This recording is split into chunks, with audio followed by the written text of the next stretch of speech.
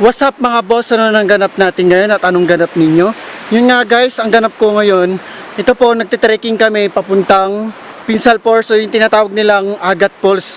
Hindi ko maintindihan kung ano ba talaga yung tunay na pangalan nila doon. Pinsal Falls or Agat. So dito lang po yun sa Pangasinan.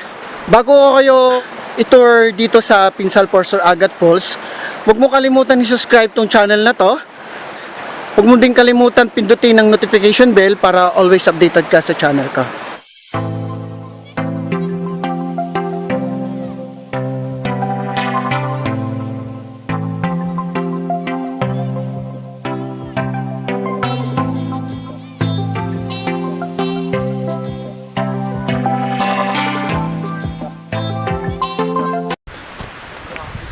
Habang naglalakad pala kami, may nakasabayan kami para naman di kami mawala.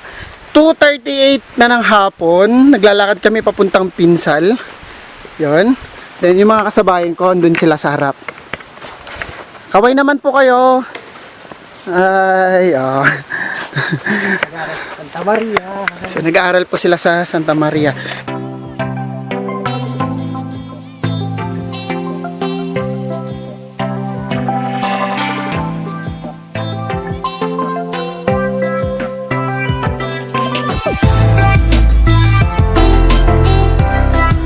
Yung habang nagbebiyahe kami, papunta dito sa Pinsal, marami akong nakitang or marami akong nadaanan na nakamotorsiklo na apat-apat yung sakay. Tapos yung dalawang nakita ko, may dala-dala pang baby sa harapan. Buti na titiis nyo na, na isa kayong baby nyo dun sa harapan. Di nyo ba alam guys na delikado yung ginagawa ninyo? Kasi, once na nagkamali ka doon, pati yung baby ang madadamay. Yun lang yung ano. Hindi ko naman sinasabi na madidisgrasya kayo. For the safety na rin po natin yun. Dapat, hindi natin ginagawa yun. Kung ganon, kung iniisip nyo para makatipid kayo sa pamasahe, or may motor naman kayo, ganon. Pero, isipin nyo pa rin yung yung safety ng mga bata, ganon. Kasi, hindi naman, sinasabi ko sa inyo, hindi naman basta-basta na mag-alaga, ganon. Hindi basta-basta gumawa. Then, yun nga guys, yung sinasabi ko din nga sa inyo, unahin nyo yung safe na mga bata. Mag-arkila na lang kayo ng motor or mag-commute na lang kayo kaysa naman isa kayo. Napakadelikado para sa mga riders nating katulad ko. Whew!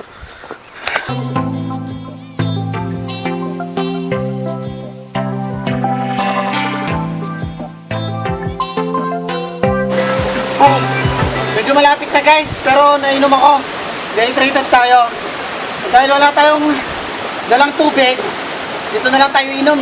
Cowboy naman tayo eh.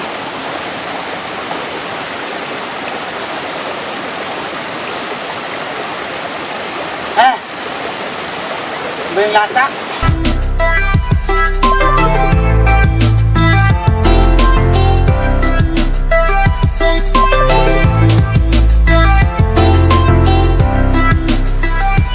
Oh my God! Almost 1 hour na kami naglalakad. Ang akala namin, patag lang yung yung mga pipakyat. Pero naririnig na namin. Sana ito na nga guys, sana worth it itong pagpunta namin. Ay, grabe!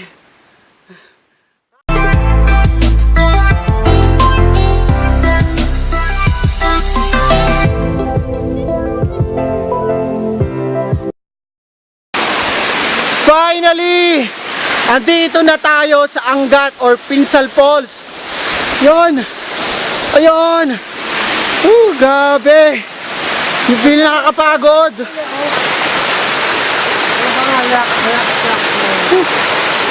Ay! Shit! Oh! Hawakan mo!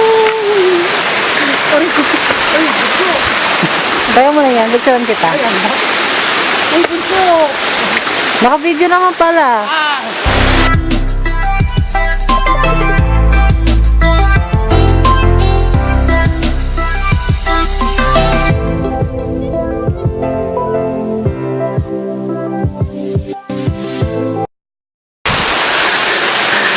Grabe, nahulog ako! Yung feeling na na-excite ka, pero hindi mo alam yung inaapakan mo, yung pala butas na pala. Oh my God! Pero ano naman, worth it naman yung pagpunta mo dito. Kasi, malayo nga, 1.5 na trekking yung ginawa natin. Ang alam namin, nawawala na kami. Tapos may nakasalubong kaming 2 tao. Tinanong namin kung talagang dito pa talaga yung daan. So yun nga, nung sinabi nila na malapit na kami, so na-excite kami guys. Ito na nga yung napuntahan namin at ito na yung napuntahan namin na falls, na Angat Falls or Pinsal Falls na tinatawag nila. Ito na guys.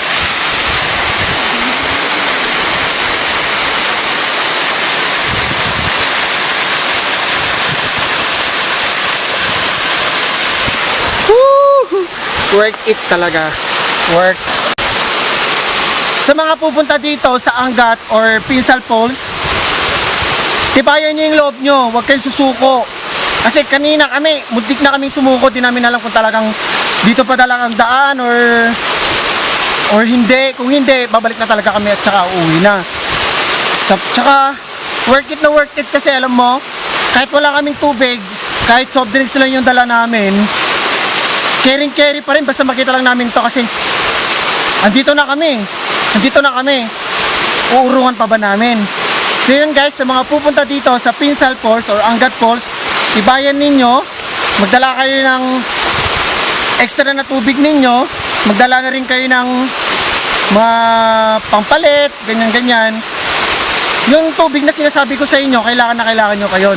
Kasi may mga nadaanan kami dito pakyat, saka wala tayong madadaanan na nagbebenta ng mga tubig, nagbebenta ng mga pagkain, ganun.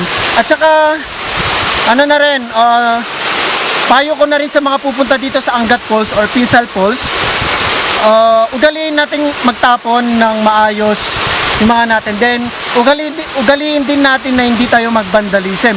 Kasi karamihan dito na nakikita namin puro vandalism. Yun nga guys, sayang naman tong ganda ng falls natin kung sisirain nyo lang din. Yung, alam mo yung yung supot ng candy, mas okay na ibulsa nyo na lang kaysa itapon nyo pa dito. Yun, nakakasira siya guys. Sa atin nagmumula yung mga kalat. Kasi tayo mga tao lang din naman yung nagkakalat eh. Sayang naman yung binigay ni God na environment na sa dinadayo natin. Yun nga, sayang guys. Sana naman sa mga next na pupunta dito, huwag na nating ugaling magkalat guys. Yun guys, yun yung magiging payo ko sa'yo. Plastic nyo, o kaya magdala kayo ng extra plastic bag, pulutin na lang natin.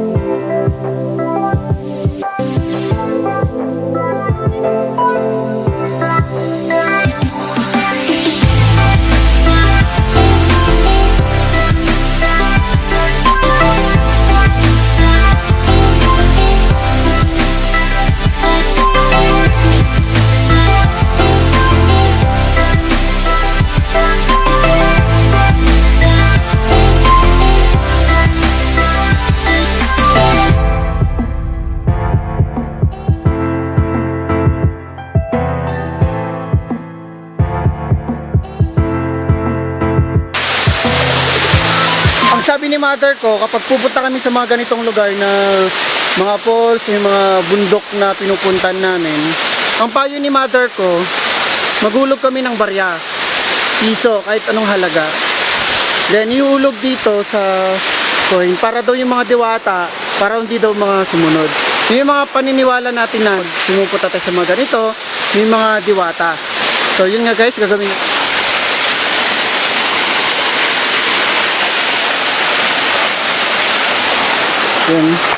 So mother, sinunod ko na po yung gusto nyo.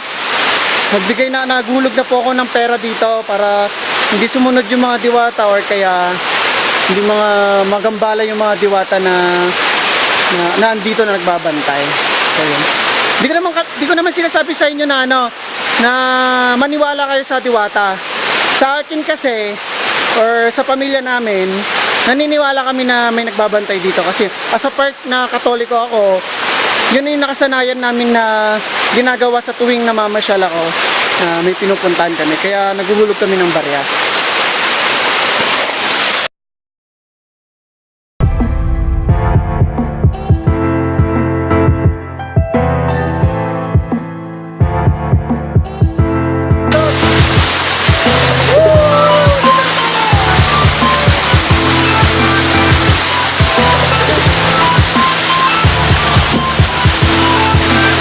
Guys, kung pupunta kayo dito, huwag kayo aakyat dyan.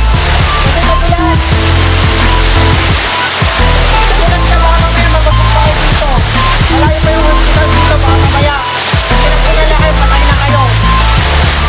Kaya dito na lang tayo sa baba, pagdating natin. Tapos na kaming naligo. Yan. Kahit mababaw siya, worth it na worth it. Yan.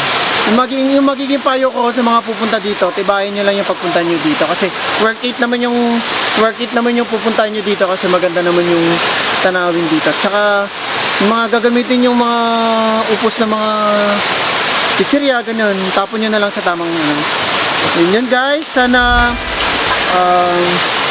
mapuntahan nyo to, then sana mag-enjoy kayo sa pagpunta niya dito. At kung isa ka sa hindi pa nakasubscribe sa channel ko, mag-subscribe ka na para always updated ka. See you in my next vlog. Bye guys!